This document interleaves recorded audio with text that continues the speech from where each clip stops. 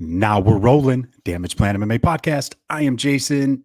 He is Zach. As always, we are back. Oh, that was a little rap. Did you like that? That was good. I like that. Happy holidays. He is Zach. We're back. Happy holidays, everybody. Hope everybody had a Merry Christmas. I am doing the Michigan edition of the Damage Plan MMA podcast because I'm still in Michigan. How's Michigan? It's cold. It's cold. You know what's funny is it's the weather is about the same as there degree wise, but there's just a little bit more bite to It hurts. coldness back here. As we were watching the Packers game last night, Titans game last night, Hillary and I were trying to explain to Hunter the difference of the cold because it's like it was said it was 29 degrees there. Yeah, and I'm like, yeah, but it's a different than 29 degrees here. It's got when you breathe it in, it hurts your chest. Yeah, there's a little more bite to it here than there is out there. We had a bunch of snow when we first got here, and then it all melted last night. But I think we're supposed to get dumped on again tomorrow. Nice. Yeah, man. But yeah, Christmas was good. How about you guys? Kids get spoiled? Kids got spoiled this year. Kids got spoiled big time this year. It's good. It's good. What did Hunter get? Well, so we got both of them golf clubs. Oh, nice. So we've been golfing at the golf simulator, and we're gonna give him some golfing lessons this spring. Get Hillary into golf maybe here soon, and family golf. Not to cut you off, but you should have Cherie come up there and do that simulator sometime. Absolutely. She can drive the ball. She won the long drive at 2 golf tournaments she competed in for the women's long drive. We should drive everybody. Y'all absolutely, you guys need to come up to the golf simulator. It's freaking sweet. Well, I'm not going to be able to do much, but no, you're going to get on there and you're going to try. You know what we should do? We should do a best ball tournament. Me and Hillary versus you and Cherie. I don't know about that. Why? Does Hillary play? So me and Hillary would probably be even. Okay, yeah. So we're even. You and Hillary and you and Cherie. Okay, and then me and Cherie play a little. All right, that's good. All right. Yeah, we could do that. I like that. Yeah. What's that? He would naturally be better than me. He's probably more athletic than me. I don't know. You got to remember he's old, and he's on one Achilles. I'm one Achilles. I'm old. I can't drive the ball. No. Yeah, Zach's right. Yeah, I'm always right. It's just going to be you and Cherie. It'll be fun though. Yeah, it'll be a lot of fun. Did you see? We'll go to dinner and then we'll go do that. That'd be awesome. Let's do that when we get back. Did you see the tweet that there was a tweet that said Khabib said that the winner of McGregor and Poirier was going to be for the belt? I just saw it on Twitter, so I don't know how much validity there is to it. But Poirier said that Poirier. Khabib apparently said it though too. Now, did he really? I don't think I don't know if I've been saying that all along though. I don't think. You're just going to just give McGregor the shot, just right off the bat? Yes. Screw Gaethje, screw RDA. Yeah, screw RDA. I'm not screw Gaethje. You could screw RDA, but screw Gaethje. No. So what else are you going to do for it? Everybody, since we're not talking about fights, we're going to be talking about everything 2020, and this is how 2020 is starting is Conor Poirier. So yeah, here we go. What else would you rather see for a 155 championship fight? It's booked. I guess you got it. Happening now. If Khabib's for real vacating, it's happening right now. And then you line up the number one contender. Who's your number one contender? Charles Oliveira? He gets the winner?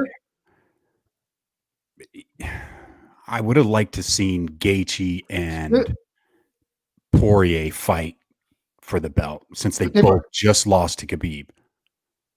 But Conor's last fight was to Khabib too.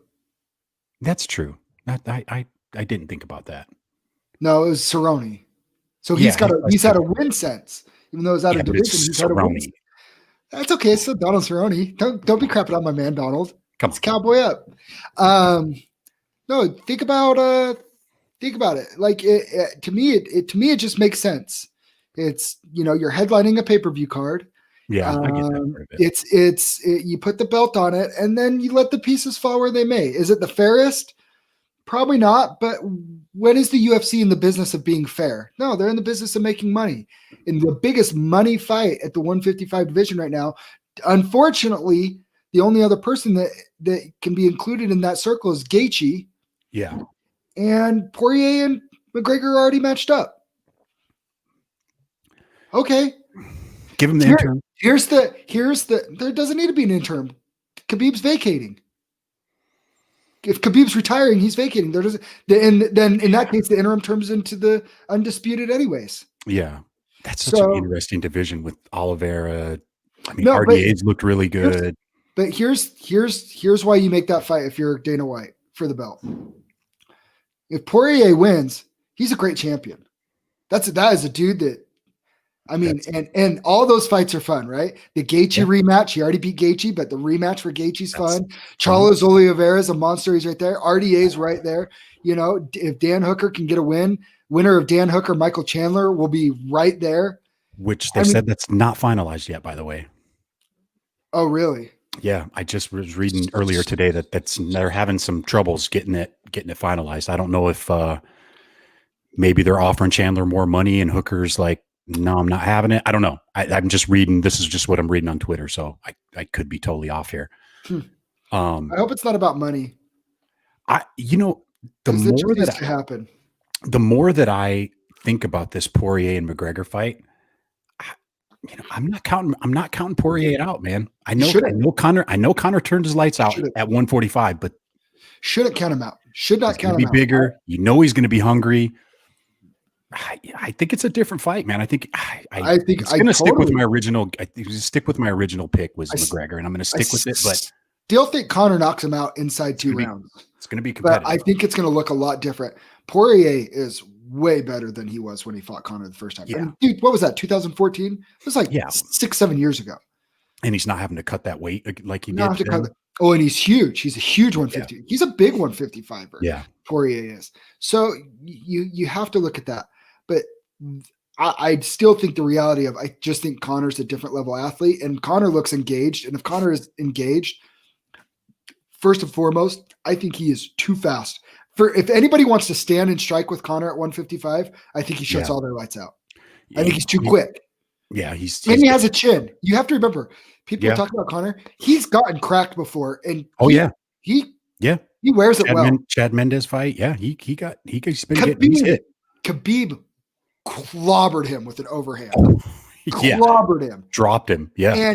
And he stayed in it though. Like mentally he was there in it. Like it knocked him off balance and he kind of walked back and stuff, but like he fired a knee off of it. Like he has a chin. So I don't think it's something, and Poirier doesn't really like one punch knock people out either. No. He kills them with volume, like the Gaethje fight killed him with volume. Dan Hooker volume, yeah. Volume. So that ultimately, and I read something where John Kavanaugh said it too. I think psychologically it does play into an effect too that Dustin Poirier knows that Connor's shut off his lights before. And I don't know. I don't care who you are. I think psychologically that does play a factor. Yeah, that could definitely. But I think it's a great fight, and I don't think you should sleep on Poirier, because if Poirier beats that, somehow drops Connor and chokes him out or guillotines him or knocks him out or whatever, it's not going to be absolutely shocking and stunning. I think even if Poirier is able to get him down, I don't think he can keep him down. McGregor showed enough, I think, in that Khabib fight to he's improved. Like obviously he's not going to be able to. He's not going to beat an elite guy like Khabib, or I don't even think he's going to beat an elite guy like Oliveira, honestly. But I don't think Poirier I don't think he has enough tools to get it done. Yeah, I don't. It'll be interesting. Who's the champ? Who's the 155 champ into 2021? Well, so this is where I said this is why you make that fight too. I think the biggest knock on Connor is he's never defended a belt. Yeah. He needs to win this belt and he needs to defend it. If he really wants to be considered in the echelon of greatest of all times and in those conversations, greatest 155er of all time, like he's never going to jump over Khabib. But if he wants to be considered one of the great 10 fighters of all time, he needs to win that belt again and he needs to defend it multiple times. He needs to. He can't be jumping around divisions. He can't win it and then go chase 170. Yeah. Like, or chasing a fight with Jorge Masvidal at 170 or whatever. He needs to, put the Nate Diaz thing on hold for a little bit. Like, I don't want to see a trilogy fight with Nate Diaz if he's holding the 155 belt. Yeah. Like, so who do you think holds the belt out of those out of Oliveira? Let's throw RDA in there. Let's throw Hooker, Chandler, all those guys. Gaethje. Who holds the belt by the end of the year? I think it's Conor. You think so? Let's just say he wins this one. He defends it one more time. Well, I think so. Look at my crystal ball here. Get your stupid genie hat. Get my genie. It's at home. It's back in Utah.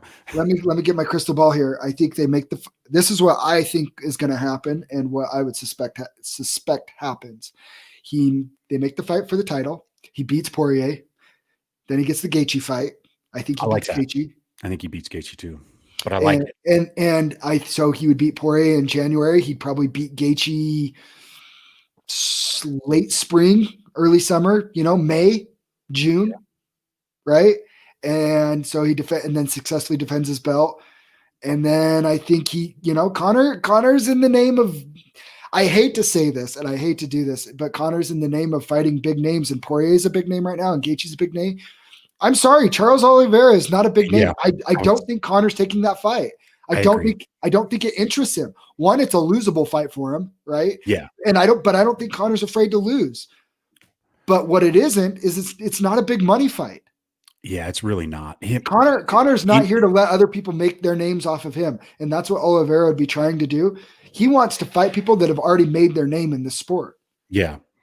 I think he fights Michael Chandler before he fights Charles Oliveira. Or maybe finally gets his fight with RDA. RDA, former title holder. I could see that. I think he's going to push back against fighting Oliveira because he's going to say, this fight doesn't do anything for me. Beating him doesn't do anything for me. I just knocked down another guy that another Brazilian that's trying to make their Yeah. I don't. I could see Jorge Masvidal coming back down to 155 again and challenging him at 155 for that belt before I can see him fighting Charles Oliveira. That's a money fight. But Conor McGregor and Dana White are both in the business of what? Making money. Making money. Not fair though. It's not fair to Charles Oliveira. I'm just saying something like that I think is more realistic in what's going to happen. Yeah, I agree. I'm with you 100%. Such a stacked division, man. Such a stacked division. It's killer's row too, right? I mean, it really is. Who's to say who deserves the next title shot? Who is the number one contender? Is it Gaethje? Is it Oliveira? Is it RDA? Is it the winner of Michael Chandler, Dan Hooker? I mean, all those guys are right there. You really, according to the UFC website, Poirier's 3. So you got Gaethje, Poirier, and Oliveira. 1, 2, 3 in the rankings. And you got 2 and 4 fighting for the belt, which is fine. Ferguson's at 5. He's going bye-bye though. I think his days as a number one contender are done. I do as well. I hate saying that, but I do. Super fun division. Well, all right, we'll get off the Conor. I'm excited for that fight though. So we're recapping 2020 and then going to talk about what we expect and want to see 2021. Yeah. So let's recap the 2020 then. Where do you want to start at? What was the most surprising?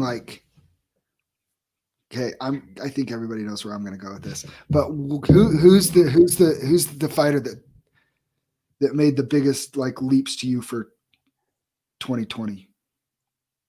I mean, I love your fighter of the year. I love what Kevin Holland did, and this is such a tough one because I see both sides of this, and I already know where you're going with it. I mean, Kevin Holland fought 5 times this year. That's impressive. 5 times, 5 wins, and impressive. And he's making himself relevant. I like it. But I'm not even going to say but. I'm going to go Kevin Holland. I got to go Kevin Holland. There hasn't been anybody like that. Chimaev is obviously on a roll. He beats 2 guys that, okay, his first 2 fights, okay. But I think the way he's beat them is what's been impressive. But Kevin Holland's been impressive. Look what he did to Souza. That was insane. That was impressive. That was insane. That was impressive, man. I mean, that was super impressive. And I got to give the nod to Holland, but Chimaev is they're 1A and 1B because Chimaev has made himself relevant, man. Well, so Chimaev, the reason why he's not fighter of the year is quite frankly he hasn't beat anybody of relevance yet. Gerald Merchant was a good win, obviously. Good. But and it was just the way he did it, right? Comes in like one punch and just cracks him and sleeps him. Like, who saw that coming? Nobody, right? Nobody. Like Nobody saw that. Gerald Merchant was the guy who's like, you're not going to beat me up without landing, not getting punched back. And he just sleeps him in one punch, just right on the punch. He said he'd give him his black belt if he tapped him out, or didn't he? Something like that at the press conference.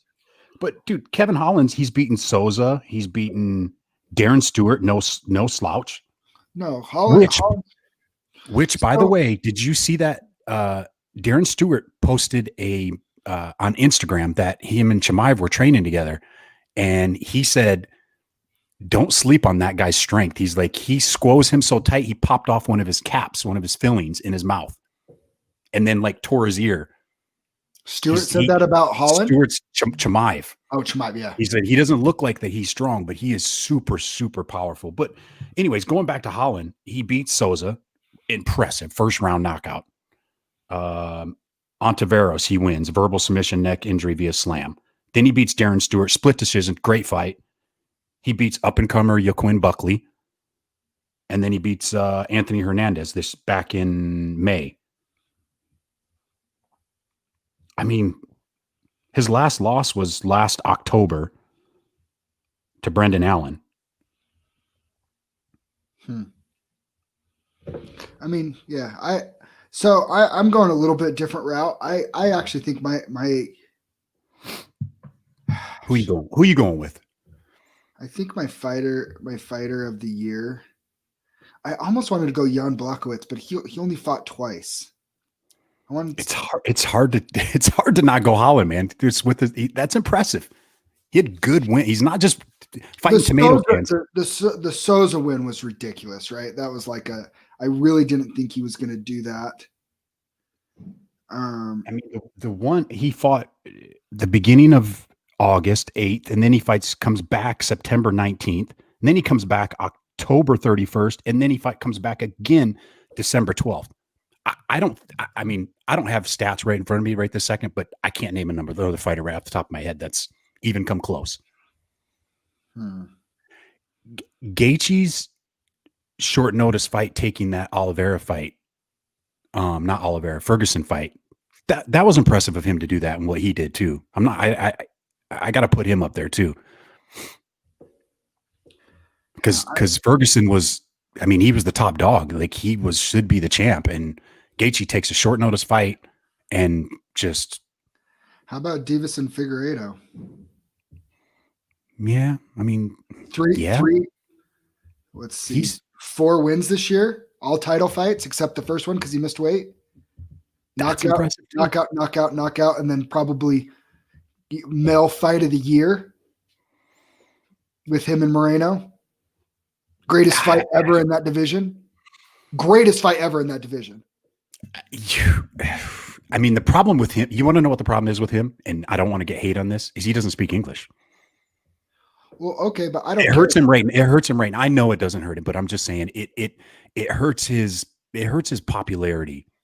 Oh, big time. That's if he once he learns that, it's like Holland. He's out there. Holland's like he's the 170, 185 Conor McGregor. I know. I'm just saying. Look at Figueiredo. When I'm talking about fighter of the year, I'm talking about activity and at the highest level. The reason why I think I give him the nod is he fought title fights. He fought. Yeah, he fought. He just fought 4 times this year in 4 title fights and won by knockout, or was that 2 Joey Benavidez twice this year? Yeah, knockout, rear naked choke, guillotine choke, and then won a majority decision with Brandon Moreno. Yeah, you can't really argue that either. I mean, title fights. That's impressive too. Yeah, that to me, he's the no-brainer. What do you think, babe? All right. What she just said sure. She's like, okay, sure. All right. What's the fight of the year? What's your fight of the year this year? There were some good ones, man. Hooker Poirier, It was Joanna and Weili Zhang. I'm going to agree with that one. That was the fight of the year. Booker Poirier, Figueiredo Moreno was good. Those are the three to me, and the reason why is they went all 5 rounds. They went 5 rounds. They were back and forth. They were really close. But Weili Zhang and Joanna, that was a good. That might have been the best fight ever. Yeah. Let alone for women, that might have been the best fight ever. That was a great fight. Great fight. My wife agrees. KO of the year. It's got to be Buckley, doesn't it? No. Garbrandt? No, I'm going Buckley. I'm going Buckley. I did that jumping, spinning back kick. Okay. I'm not trying to like. I know. I'm not trying to like beat up on. Take your time. Hey, take your time, Zach. Take your time. I'm pulling up my stuff. We got all day. We got all day. All right. So there's some really good ones this year. There's a lot of good ones this year. Calvin Kattar, Jeremy Stevens. Ooh, remember the elbow to the nose where he just lifted off his feet? Man, that was impressive. And now he's fighting Max Holloway too. Jordan Levitt with the Matt Wyman slam knockout just like last month earlier this month. That's got to be on there. Oh my man, we should do a poll. When Chaos Williams starched Abdul Razik Al Hassan a couple weeks ago. Chimaev's one-shot knockout to Gerald Merchant. It's such great fights. I mean, he did Kevin Holland's knockout on Sosa, and these were all in the last like month and a half. But Kevin Holland's knockout on Sosa was. It shouldn't even physically be able to be possible to generate enough power to knock somebody out from your knees like that. He was on his knees. O'Malley's knockout of that was impressive too. I think those other ones you named are above that, even though that one was impressive. And then lastly, of course, Cody Garbrandt at the buzzer, and then Joaquin Buckley. For me and my money, the Buckley thing was incredible. It's a great highlight, but to me, it was like, he took advantage of a circumstance, and like that's something that I just don't think will ever be recreated. We've never seen, and we probably will never see again. No, I don't think so. Right? That's why it's so impressive. That's why it's so amazing, and that he was ready and he had that in his skill set. It's incredible knockout. But personally, like I think Sean O'Malley's was even more impressive because the way he set it up, he created that, right? He did. Yeah. He threw the feint and then hit him with the overhand that he didn't see. Like I like the setup to it. Joaquin Buckley, he kind of just got like him knocking him out. That wasn't lucky, but he just got lucky that the dude held onto his foot too long. It's still impressive. Like I'm splitting hairs. I know. Or like Cody Garbrandt. Like, Cody Garbrandt, he set his up. The way he timed it. He timed it. He said,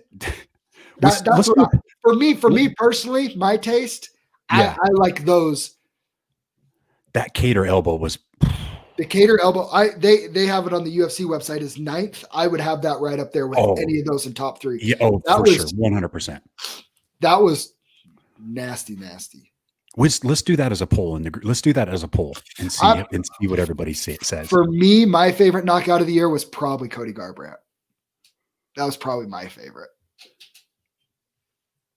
I'm torn between him and Buckley. I'm going to stick with Buckley. I'm sticking with Buckley. I mean, that was pretty jaw dropping. What else do we have on there? Submission of the year. So I have a list on Tapology of all the best submissions. All right, let's hear. My favorites. You tell me which one you like. Okay. The Ariana Lipsky knee bar. Ooh, and when she looked over at her corner. Yeah, she looked over her corner. She's like, "Watch this!" Just cranked it. Ooh.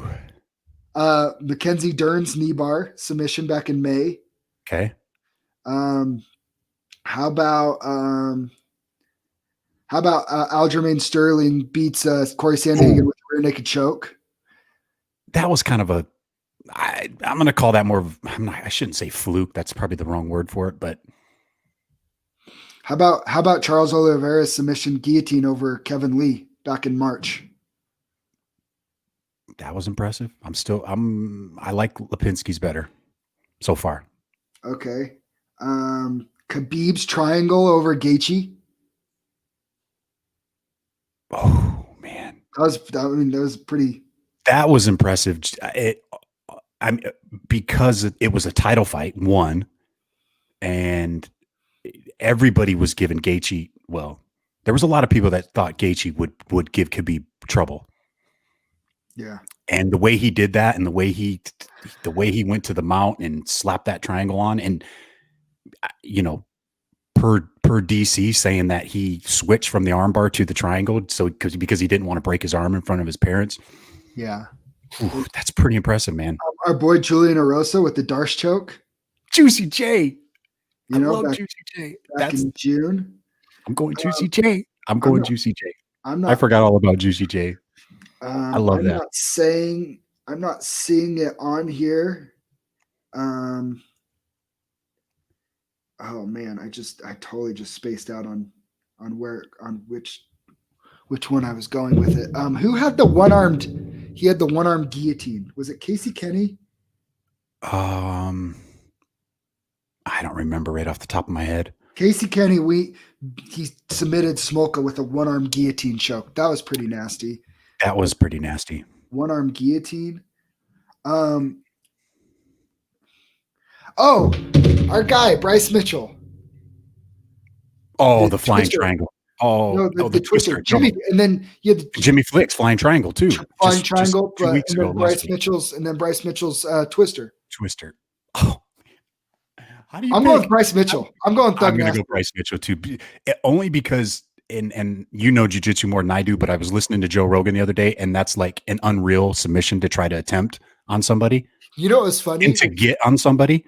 You know what's funny is we were training the other day, and one of our guys, he was in position to land the twister, and LJ was trying to walk him through it. And he's like, I don't know what I'm doing. Like, nobody does twisters. Nobody even knows what they are. For him to do that in a fight. And he almost had it in another fight, didn't he? After that, he almost had it in another fight. Next fight, he was going for it, and he had it. All right, that's it. I'm going with the twister. But, man, that's another good one, too. We got to do these polls in the group. That was impressive. We had an amazing year for all the crap, all the COVID crap. Tell me how bored you were this weekend on a scale of 1 to 10. No fights. I wouldn't say we're bored this weekend. Well, probably not the word for it. But we had a good Christmas. I will say I didn't different. Totally. I didn't totally. It was nice to have a weekend off from fights. For many reasons, but Hillary was probably happy too. Yeah, my wife is sitting right here, so yeah, it was it was nice not having fights for a weekend. I can't. What did you think of Dana White's little promo video of how awesome he is? And did you see John McCarthy go back at him a little bit? Come on, man. I thought it was good. Hey, I thought it was good. Nobody thought he could do it, and he pulled it off. He was the only major sport that just said, "Hey, we're going to make this happen," and he did. There's something to be said for that. I mean, for as much crap as he gets, as far as fighters pay and all that stuff. I mean, if you look at the business side of it, which you and I both agree on, like he does a lot. I'll say this, because we don't like to get super political on here. Yeah. I loved when he was talking about how the media feeds off negativity and we're not listening to it. We're just going to do our thing. Like, dude, that message that was the like resounding message that needs not, I didn't take from that of like, oh, how cool, like Dana White's trying to pump himself up. And I know he took kind of shots at quote unquote the media, and John McCarthy took exceptions. Then John McCarthy took exceptions to it. And I get that. And I get where Big John's coming from. But at the same time too, dude, the resounding message to me was, dude, quit listening to the media because they feed off negativity and they feed off of everybody's fear right now. And the nation in this world, they're so afraid of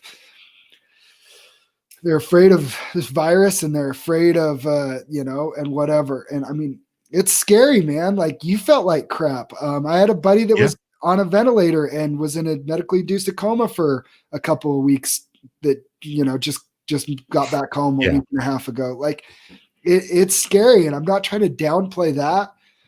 But at the same time, Dana's like, we got to make it as safe as possible. We got to make it work. And he did. Yeah. And he did. And did you see how many tests? Did you see how many tests that he did? Yeah. And how many millions of dollars? What does he spend? Like $30 million on tests? It's crazy. Crazy. Hold on. I want to pull something up here. I want to make sure I get this right. Well, I got to say, we've been pretty lucky in Utah even though stuff was shut down, being back here in Michigan, it's a different story back here, man. Dana White. Okay. This is what it is. And Dana White, the UFC spent $17 million on COVID testing in 2020. And look how many opportunities that gave fighters. Heck yeah. So $17 million, right? 26,300 COVID tests to date with a positive test rate of 0.8%. Tell me that they weren't doing everything in their power to keep the show going and keeping everybody safe.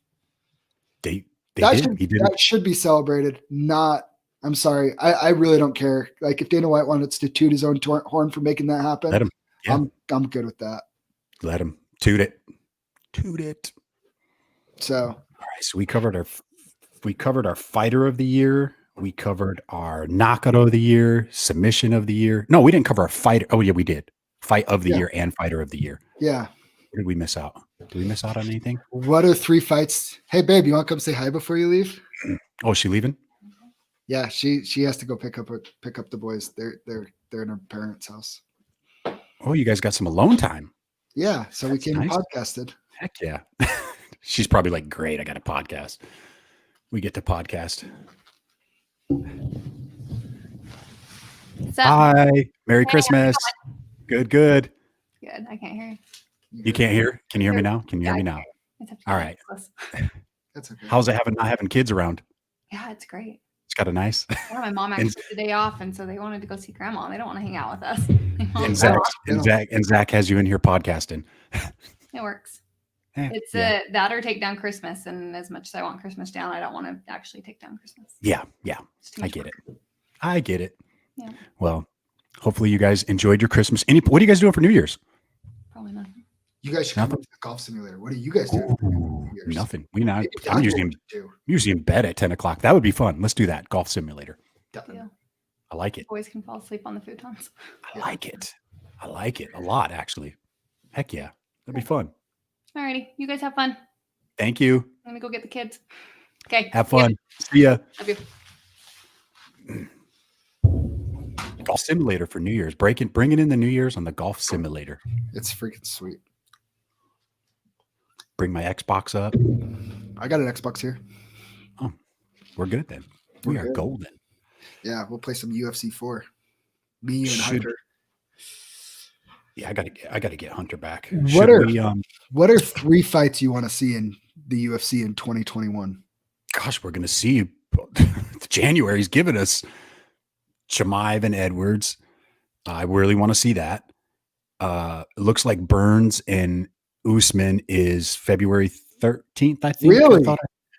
I was worried Burns, they were going to push that Burns tweeted yesterday and said February 13th and new. So I'm assuming that's the date. I haven't seen anything official on it, but I'm assuming that's it. Let's go. All right. I actually been thinking about this. Go ahead. Keep going. And we do have, it sounds like we have Izzy and Jan in March. Gosh. I mean, this first half of these first couple months, it's going to be fireworks. So fights I want to see that I think we will see this year. All right, let's get it. I think we see John Jones versus Israel Adesanya. You think if he wins the light heavyweight belt that Jones is going to come back? Yep. And they fight at light heavyweight? Yep. I like it. I like it. I do. I really do. Do you think that will motivate John Jones? Yeah, oh, yeah. Oh, yeah. That's a good fight. Who wins? It's two masters of, it's two chess masters. Like, it'll be the only time that Izzy's fought somebody in the UFC that might be on his level as far as distance control.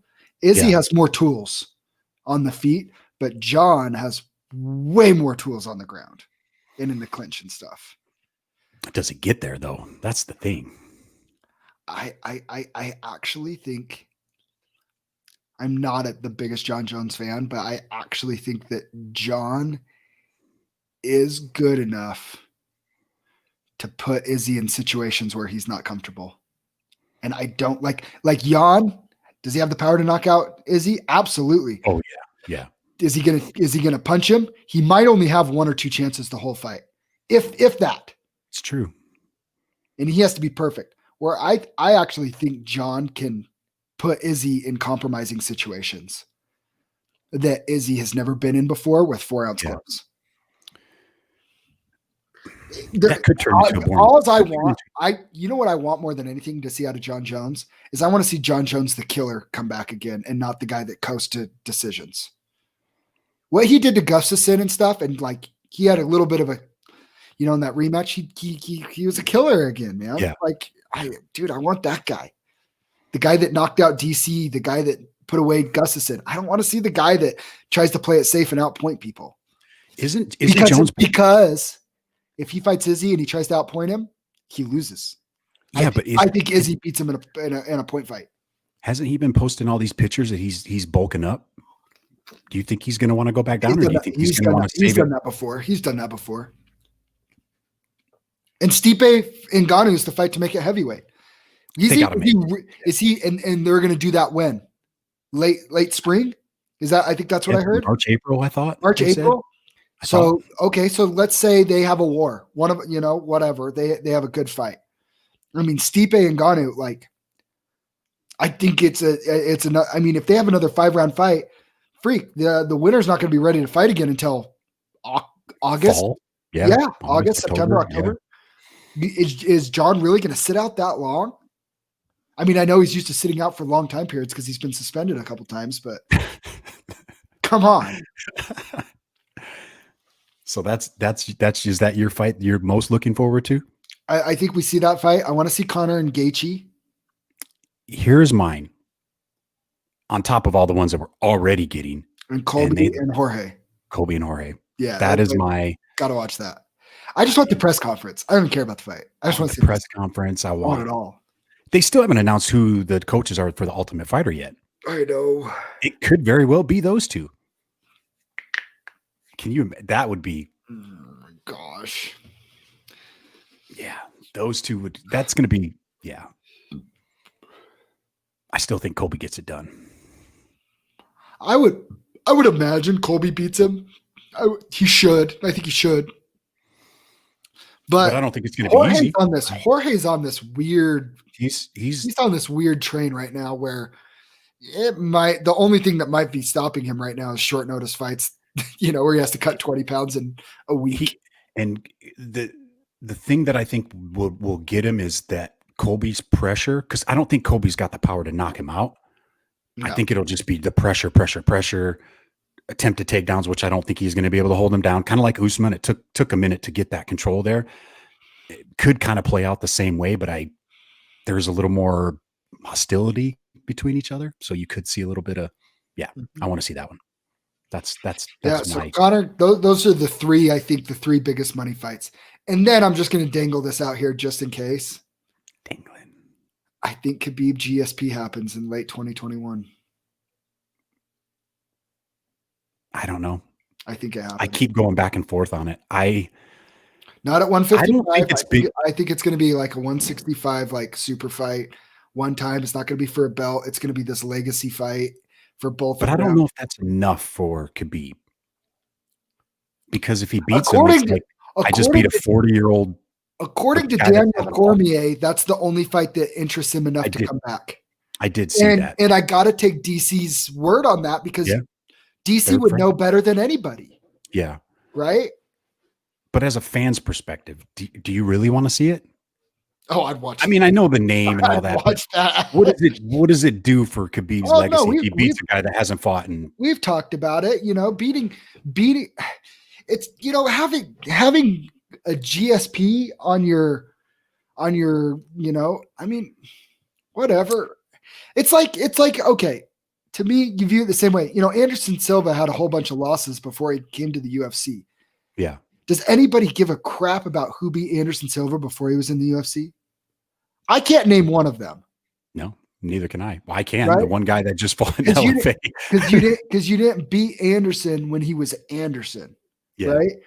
Well, if Khabib comes and beats and just mauls GSP, yeah, it's great to say you have a win over GSP, but it's not like you beat like GSP. You beat George St. Pierre. You know what I mean? There's a difference. There's a difference. I will say he's the one guy that you can tell he stays in shape. He just posted a picture on Instagram. He's freaking shredded. Like he's ripped. Amazing. He looks amazing. I actually say, you know, I gave up on this whole Tony will beat Khabib or has a good chance. And after the Gaethje, like I gave up on all that. Prime GSP, I think, is the only person that gives Khabib a fight where he like could win like rounds. Like they could be going into a 5th round like 2-2. Like prime GSP. But guess what? GSP is not in his prime anymore. No. And that's a maybe. And that's a maybe. And I still think Khabib wins. Would Charles Oliveira give him fits? No. I don't think so either. I mean, as much as I have recency bias of what he did to Ferguson, resounding no. Because again, he did it. Okay, so I'm saying this, and I'm saying this now, and maybe I'm totally wrong, and I hope I am because I think it's pretty well established. I love Tony Ferguson. He is Tony Ferguson now. He is not the boogeyman El Kakui that he was 3 or 4 years ago. No. Right? That's what I'm talking about. It's not who you beat. It's when you beat him. Nobody gives a crap that Ryan Hall has a win over BJ Penn because he's not BJ Penn anymore. Yeah, he's definitely not BJ Penn anymore. Yeah, you know what I mean? Like there's these guys. It's like, you know, beating guys that are past their prime and past their peak and not even like close to their peak anymore. Yeah. It doesn't like, I mean, it just doesn't do it for me the way that it used to. You know, like, I mean, it's the whole like GSP Anderson Silva fight that never happened, right? Mm-hmm. Why you wanted to see it when you saw it, because they were both at their peak. That's what would have made that so amazing, is they were both in their prime at like the same time. Yeah. I would like to see it. I really would like to see it. In revisionist history, on it, but in revisionist history, I think that's what makes Connor's like win over Jose Aldo so amazing. Is Jose was still in his prime and Connor was getting like you know what I mean? And that wasn't. You see people saying that was not a lucky shot. He called the shot days before. He called the shot. He said what he was going to do. Step 2 days back, ago, the left hand. He did it. I mean, but you know what I mean? Like he beat him in Jose's prime. Yeah. Like Jose's still a phenomenal top tier fighter. We just watched it 2 weekends ago. That's what I'm saying. It's not about who you beat. It's when you beat them in their career. And Khabib beating GSP that's 40 years old. It's like, I mean, would I watch it? Absolutely. I'm going to watch. I'd watch it. And I really do actually think it happens this year. Money wise, that's a big fight. That's a big fight. What was, I sent you that, I'm looking through, I'm trying to find that, who had the better resume this year? Was it Figueiredo? Well, that wasn't just this year either. Oh, is the last 3 fights? Was it I can't remember. I got to find it. Yeah, it was their last 3 fights. It's in your tweet message inbox to me. Oh yeah, that's right. I'll find it. So you have, who has the best 3 wins? Izzy over Costa, Romero, Whitaker. I hate that Cejudo's on here Cejudo. over Cruz, Marias, Dillashaw. By the way, I'm not counting that Marias. Cejudo's another one. Cejudo's another one. Yes, he beat Dominic Cruz, but he didn't beat him when he was Dominic Cruz. He beat old Dominic Cruz. You know what I mean? I'm not even. You can take that Marlon Marias one out too. For me, why? I'm just not impressed with him. Oh, that's even at the time that he beat him, the Marlon fight I thought was the most impressive. The dude could. It was impressive what he did. TJ Dillashaw was impressive. I think clearly Khabib's is the most impressive 3-fight win streak. Gaethje, Poirier, McGregor. Yeah, you're fighting three previous champs. Who else fought 3 previous champs? Usman fought Masvidal on short notice. Okay, Covington, you should win that fight. Covington's impressive. And Woodley was a can. Who hasn't won a round in 4 fights. I mean, Izzy's is pretty impressive. Costa, Romero, and Whitaker. The only bummer with the Izzy's, and we're again splitting hairs, but the Romero fight literally put me to sleep. I fell asleep in the 3rd round of that fight and woke up in the post fight. But it was the most boring title fight I've ever seen in my life. Nobody on that list can say that they dominated. It wasn't even close. Khabib dominated Gaethje, he dominated Poirier, and he dominated McGregor. It wasn't even close. He lost one on the judges' scorecards. He lost 1 round to Conor, and that was just because he was standing that round with him. Like, and I don't think he was even. Yeah. Regardless, he that Gaethje win was impressive to me, though. Just for what everybody was thinking, Gaethje would be able to negate some of his takedowns with his wrestling. Well, it wasn't even that. It was that Gaethje couldn't gain his respect with his hands. That was the most amazing thing to me. Is Gaethje would hit him, and Gaethje was catching, walking forward. Even those leg kicks, he still just kept walking forward. It's like, dude, can you hurt this guy or what? I do think he was only a couple. I think the reason why he finished it is because I think he knew he was only a couple away from being compromised, though. But that just speaks to the greatness of Khabib, right? He's like, okay, I need to get this out of here before there's potential for me to get in trouble, and he doesn't. That is not a sign of weakness. That's greatness on the most elite level in this sport. And you go back and look at his previous fights. He's getting better and better every fight. Now he's starting to have a stand-up game. It's like, man, like. Well, go look like. Go. I mean, early on there was. Go watch a couple of his previous fights, like Ali Quinta and stuff like that. Yeah. His striking was bad. Yeah. For a UFC level contending fighter or champion level, it was bad. Against Gaethje and Conor and Poirier in those fights, it was competent. It was, yeah. Which, I mean, you want to talk about greatness. How about a guy who gets to the mountaintop and keeps getting better? That's great. That's John Jones-ish. That's the only guy you could compare it to. I mean, yeah, impressive. So I think we both in agreement that Khabib had the best 3 wins out of the Izzy,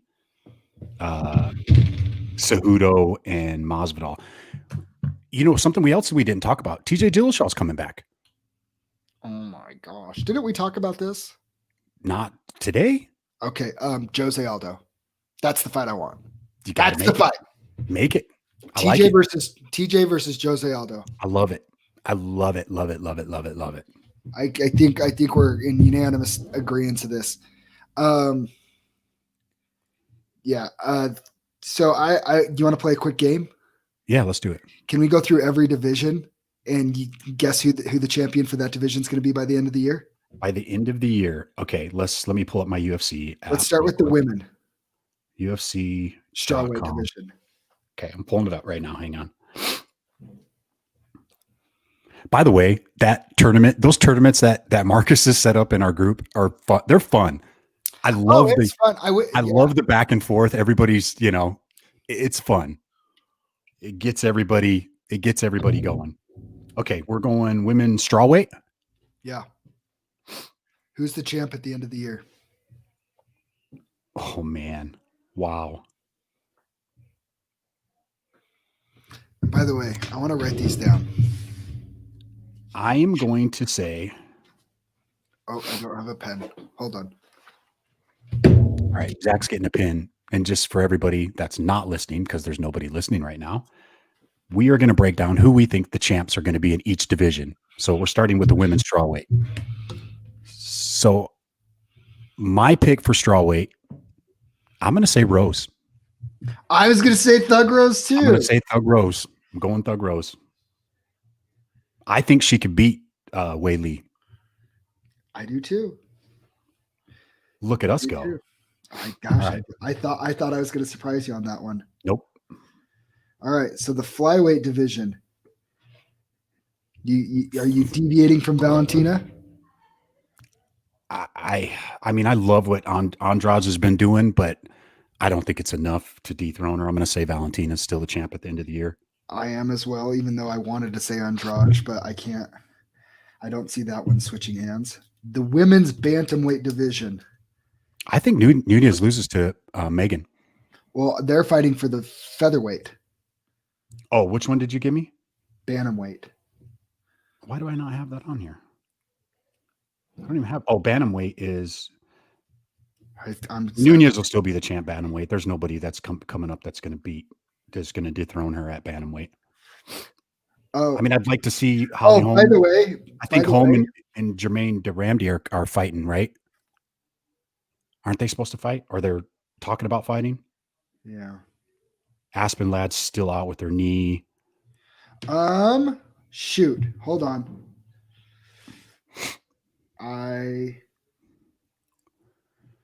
Oh my gosh. You having a hard time over there, Zach? Bantamweights. Where is Tatiana Suarez? She's not on these lists. I don't even see her. Is she bantamweight? I thought she was a flyweight. I'm losing my mind.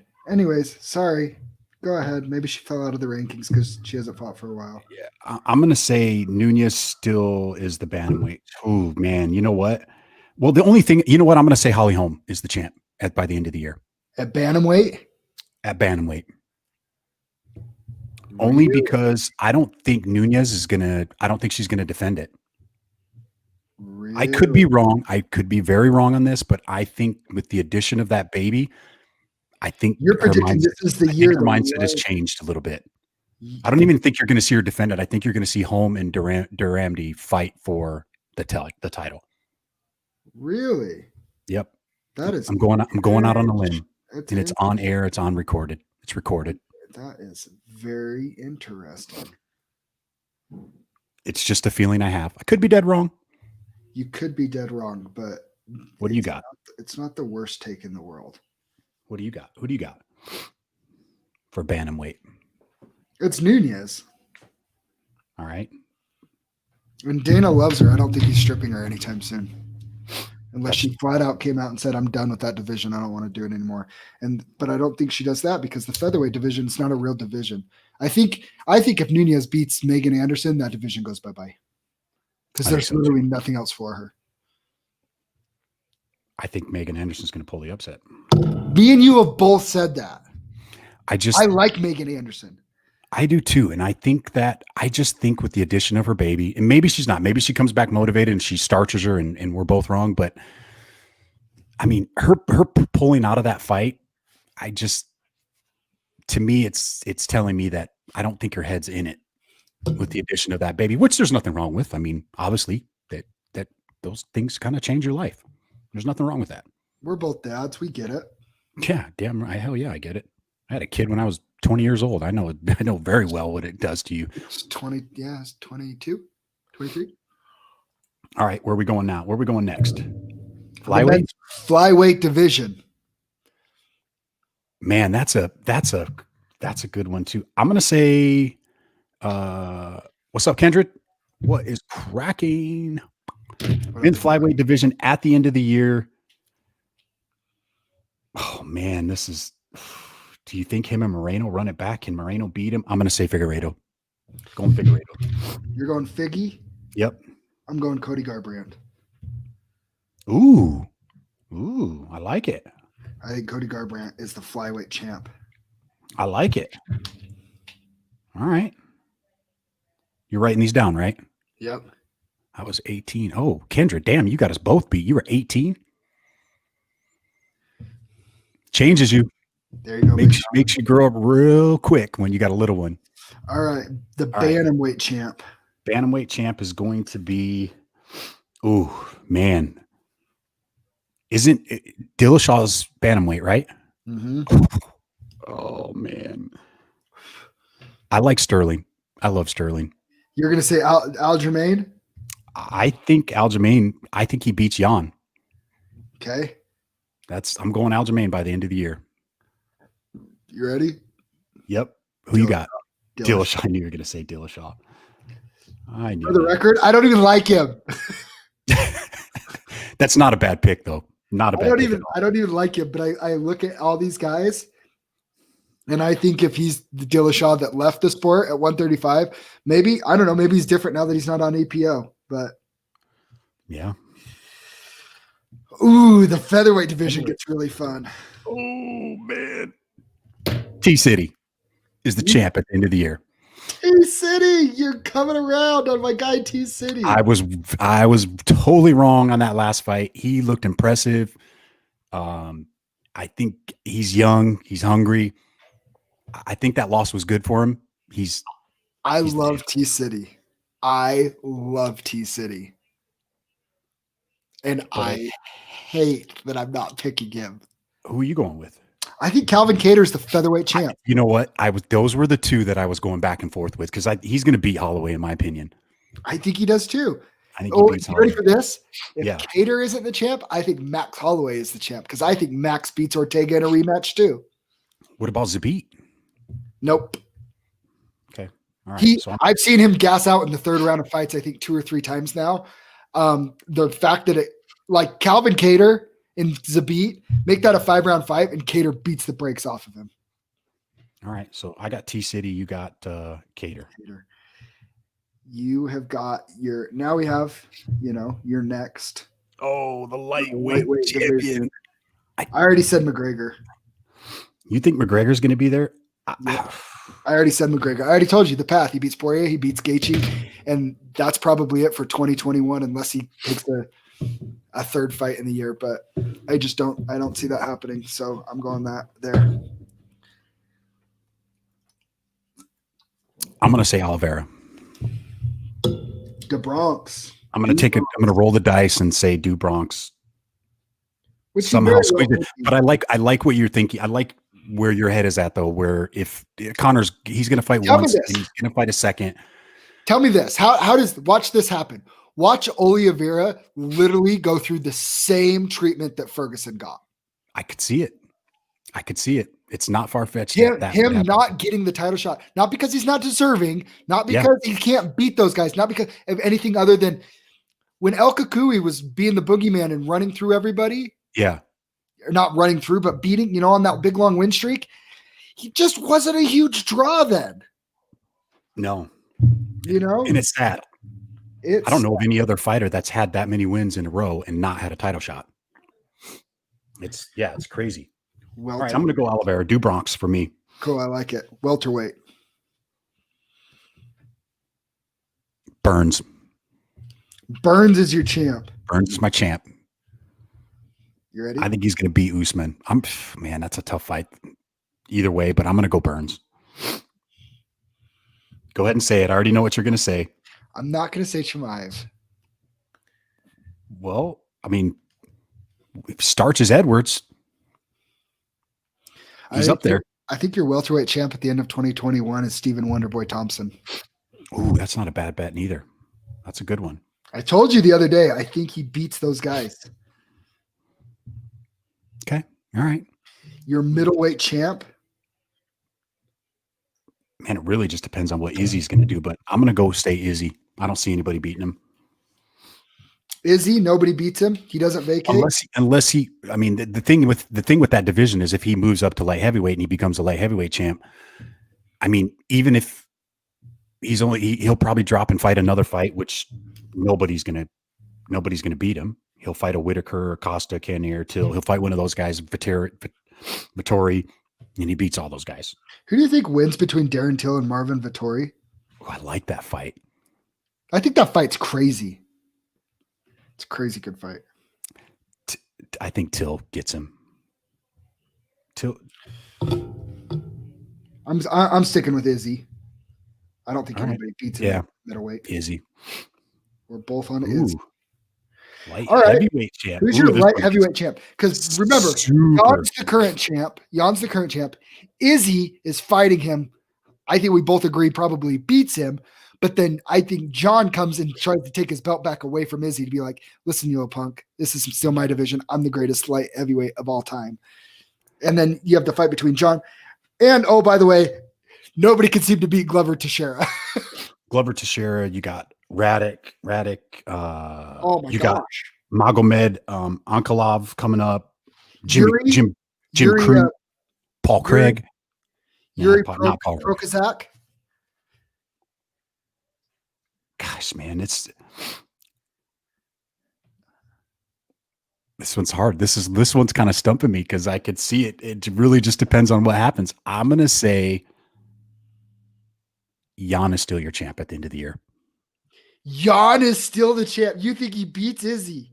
Yep, he's gonna beat Izzy. You ready for this? Go ahead. Let's hear it. Jon Jones. Jon Jones is your champ. I think he comes back and it's like, just kidding. Mine.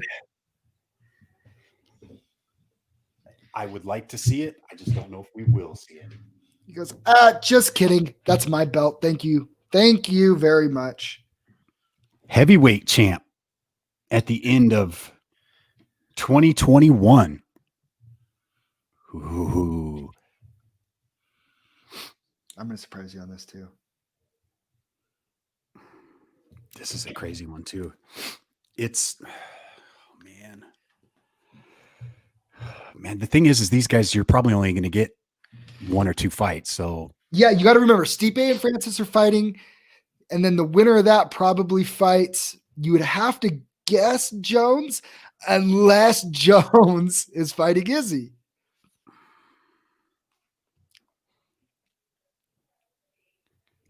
Man, this is a tough one too. Where do we go? Gagne's coming up the ladder, but I don't know if it's going to be 2021. Oh, he's not even close. He's 7th.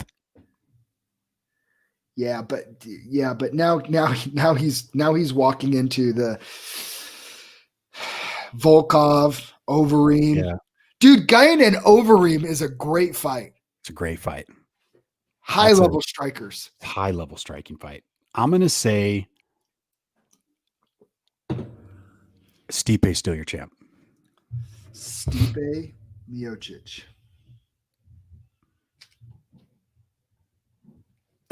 Okay, you ready? Yep. I think Alistair Overeem's the champ at the end of the year. Really? Yeah. Wow. I'm going right. Who's going to be? Watch this though. Watch this. Overeem. Is he scheduled? He's not scheduled to fight anybody right now, right? I don't think so. No. Okay, so hear me out here. This is I'm predicting Jones goes back down to light heavyweight, and then I think Jones goes back up to goes to heavyweight in 2022.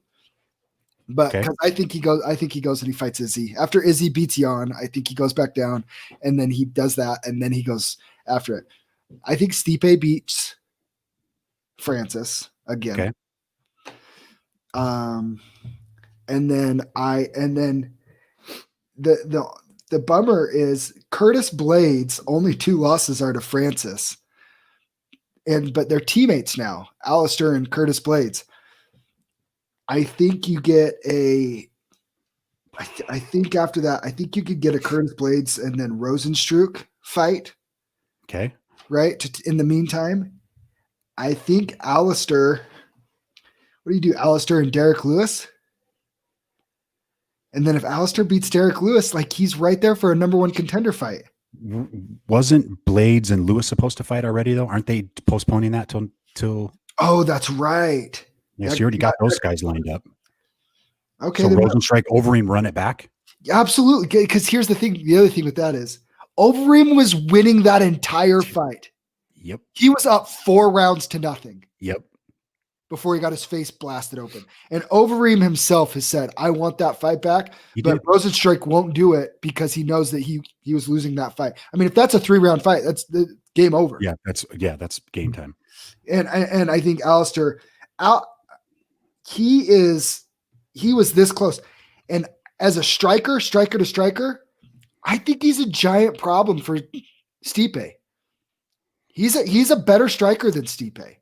And he's not a totally incompetent grappler anymore now that he trains with Curtis Blades at Team Elevation. Like, that's true.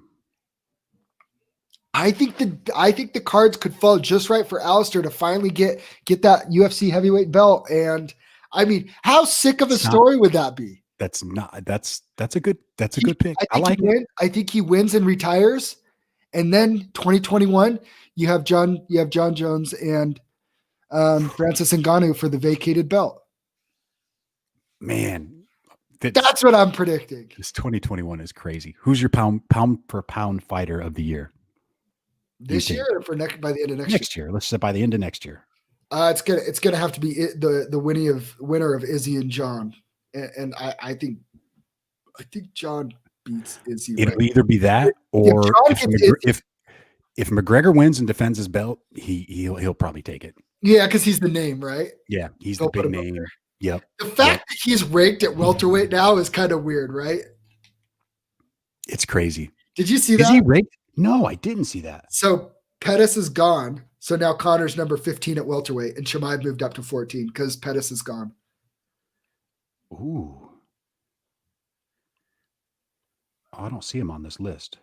Can we just talk about how dumb I think how dumb it is that the PFL is going after old UFC vets? Well, Bellator, isn't it Bellator or is it PFL? PFL. He signed with PFL. He's going to go win that $1 million. Anthony Pettis is now in the same bracket as Clay Collard. Are they in the same bracket? Yes. They're in the same weight class. 2021. Don't sleep on Clay. No, you shouldn't. But I'm just saying, like, I think it's dumb that these UFC fighters are looking at the PFL as like a nice, quick, easy payday. It ain't going to be. I don't think so. It's not. No, it's not. It's not. I'll say this right now.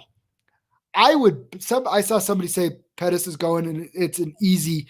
I don't know. If you run through that whole tournament, I think they get like 1.8 million. Like, running if they win and sweep through everything, right? Because they get paid good in the semifinals and quarterfinals and all that. I'm telling you right now, Anthony Pettis doesn't make it out of that 155 bracket. I don't think so either. 8 years ago, Anthony Pettis, maybe. Yeah, Anthony for sure. Pettis, dude, those guys are murderers. Those are hungry, young lions. And I thought that's what was the fun with the PFL is all these young, hungry lions, talented, like in there together in this crazy tournament. Not for seasoned vets in the UFC. Like, I mean, Rory McDonald is in there at 170, right? Yeah, Rory McDonald's in there.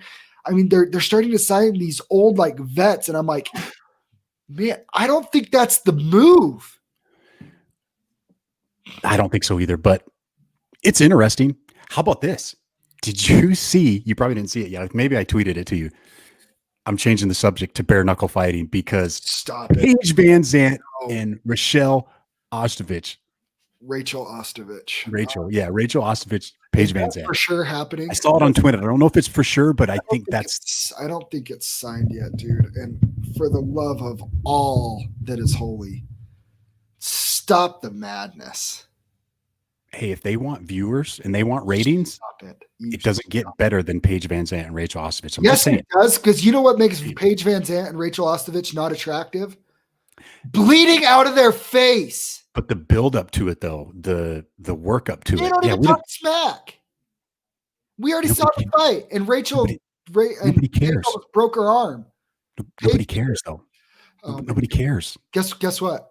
Hey, newsflash. I still don't care, and I'm not going to watch it. I'm not going to watch it either. But I saw it, and I thought, okay. That's so dumb, dude. It's so dumb. Yeah, we don't need to go down. We both. I don't want to on that. You know what? But I just saw that on Twitter and I thought it was pretty cool. Can we just make a 2021 ban on bare knuckle fighting discussion on this podcast? Can we do that? Yeah, let's do that. We're both against it. We both think it's a bad idea. We don't need to talk about it. Yeah, we don't need to talk about it. We just don't give him airtime on our podcast. Not that means much, but we're just doing our part. We're putting that down. How about the Bellator light heavyweight Grand Prix? That's Rumble, Yoel, Gegard Mousasi, Ryan Bader, the dude that beat Ryan Bader that we can't say his name, but it's a monster. Nemkov. He's the champ, the light heavyweight champ. Yeah, he's legit. Dude, that's fun. Do you think they're going to match up Yoel and Anthony Johnson right away? They shouldn't. I'm not excited about that. Why am I not excited about that? Did you? I don't know. You should be. I'm excited to see Anthony Johnson. I want to see Rumble so bad. You know what? I'm okay with what the UFC did. Did you see what they said about Yoel? No. Yoel said he wants to fight for a title again, and the UFC's like, dude, you've lost 4 out of your last 5. Oh, I did see that. You're gonna have to get some wins. Yeah, so they offered him Uriah Hall, which he pulled out of once, and then they offered it to him again, and he said no. They offered him somebody else, and they offered him somebody else, and he kept saying no, and they said, okay, bye. Good. Yeah. No, they did the right thing. Guess what? Rumble Johnson, remember, we've been hearing for a year and a half he's coming back. Yeah. But he wouldn't take any fights. They were offering him guys, and he wasn't taking them. So they said bye. Yeah. You know what? I think you're going to start seeing that with the UFC is anybody that tries to pick and choose matchups at all, they're getting cut. Bye. Unless you're a big name. Unless you're a big name. Unless you're Connor. There's too many up and comers now that are willing to fight. Like, I have a question. Do you think that there could be enough up and comers that the UFC gets back to it's about the fair matchups and not holding up divisions over the big name? Like, can they get to a point where there's enough big names in the up and comers that they just go, hey, you know what, Conor McGregor? Okay, bye. Hey, Jorge Masvidal, you don't want to? Okay, bye. I think it's coming. I think these divisions are going to get so deep that they're going to be able to fill those cards 2-3 weeks out of the month with just loaded cards because there's so many young, hungry lions coming in so many prospects coming in that it's like, I mean, these guys are going on these streaks and shooting up the rankings. Like, look at Kevin Holland. He was on nobody's radar 12 months ago. Nobody's. None. I have a question for you. Did you know who Davison Figueiredo was 12 months ago? No clue. Me neither. No clue. I'm just being honest. I'm not trying to say this to like dog you. Yeah, no. I'm in the same boat with you. How many of those guys are coming up? They're all over the place. Watch LFA. Watch all these Cage Fury. Watch all these killers, feeder outlets, and you're going to see these guys coming up like these killers. Oh, by the way, Alex Pereira is coming to the middleweight division. How fast of a push is he going to get up there to get up to Izzy? Oh man, I'm not going to. Well, the knockout was impressive, but I'm not going to be. How fast of a push is he going to get though once he gets to the UFC? He's going to get a big push. He's going to get a big push. Absolutely, he is. Yeah, I mean, he's got the look. He's big. He's ripped. He's talented. He's going to be talking smack about Izzy from his very first Dana White Contender Series fight. That fight is going to build for probably. I mean, how fast did it take Izzy to get to the top? 15 months. Yeah, he's going to get the same push. Yeah, over established stars like Darren Till, he's going to get a push. Yeah, it's coming. You know what else is coming? What's up? January 8th and January 23rd, we have fights, local fights. So we have Mitch Ramirez, January 8th up in Logan. We're going up to that. Mitch, shout out. Shout out Mitch. And if you're listening, everybody that's listening, you better be watching because he will be on the Contender Series by the end of this year. How's that for a 2021 prediction? Mitch He'll Ramirez, be on the Contender Series. Yeah. So yeah, Mitch. And then we have Stillfist, and I just talked to Pat. I just talked to Pat Patton this morning, and he said that it's happening no matter what. And so we got our boy Cole Schaefer, hungry, ready against our boy Thomas Harper. We've had both these guys on the podcast. Dude, I love both those guys. Both those guys. It's such a good fight. I was even talking to Pat about it, and it's like they already had a great fight once. Yeah. as amateurs. Now it's 4 years later. They're both way better. Here's the other thing. These guys are both each 0-1 and 1-0, one fight into their pro careers. Yeah. These are two fighters that this is their everything, and they take this very serious as a job. These are not pro fighters that are off screwing off, taking weeks off, missing practices. These are dedicated fighters to their craft. And this is, if you are not planning on being there, I know tickets are going to be limited due to the COVID protocols for Still Fist, but I would get a ticket to support local MMA, support Still Fist coming back.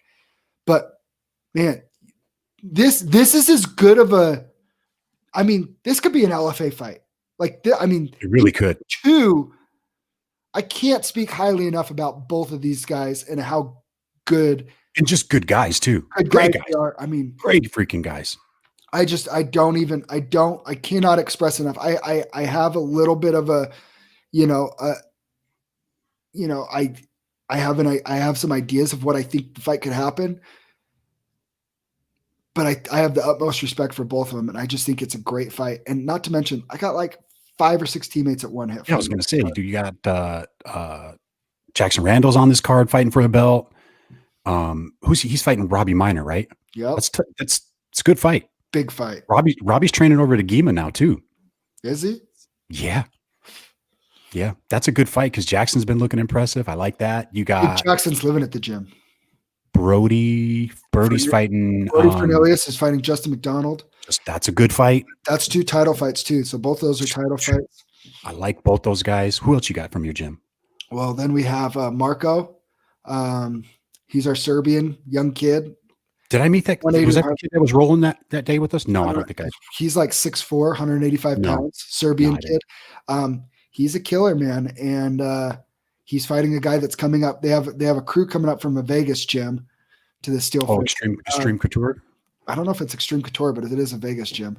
Yeah. But he's fighting a little 5'9" wrestler, so it should be interesting. 6'4", 6'4" Serbian savage. I mean, the kid's, like I said, has he fought before? Not in MMA, but I bet you he's thrown down before. He's Serbian, and those guys are tough. You don't even have to say anymore. He's no joke, dude. He started training with us. I used to get a little frustrated because like I kind of kick him kind of hard, or I'd hit him and he'd just touch me back. I'm like, dude, you need to like hit people back. Like you're getting ready to fight. Like you need. And then once he started hitting me back, I'm like, I don't like this so much.